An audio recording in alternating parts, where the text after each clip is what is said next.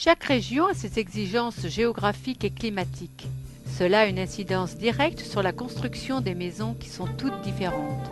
Elles ont cependant un point commun, toujours très petites pour le nombre de personnes et sans aucune commodité sanitaire.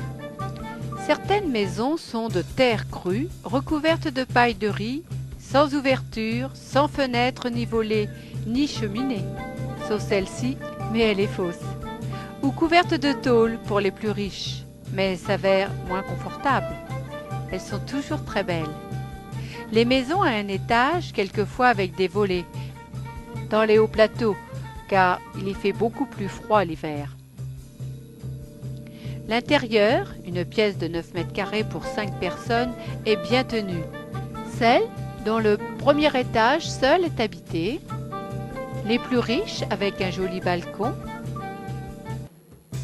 Elles ont toutes les ouvertures dirigées du même côté, car c'est Fadi. Celles dans le désert du Sud, les plus pauvres, sont faites avec l'arbre du voyageur. La plupart sont ouvertes sur le village, mais certaines se protègent des animaux toujours libres. Du côté de Fort-Dauphin, elles sont construites sur pilotis, car à la saison des pluies, c'est un véritable marécage. Il faut sans cesse les reconstruire, car elles sont très fragiles. En ville, la propriété est mieux cernée. Les maisons sont toujours des propriétés privées et sont signes de richesse. On va puiser l'eau au puits situé parfois à 10 km du village, ou en ville, à la borne fontaine, mais il y a une redevance pour chaque litre prélevé afin de ne pas gaspiller. Les maisons, toujours sans sanitaire, sont quand même plus solides en ville. Enfin à Tana ou à Fort-Dauphin, et pas toutes.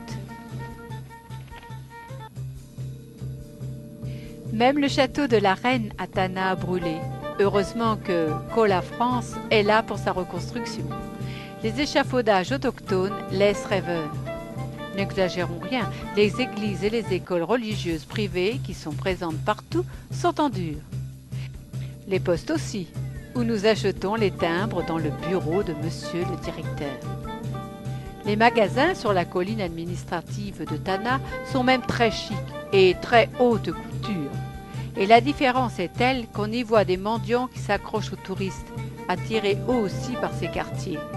Bizarre, on n'en a pas vu ailleurs.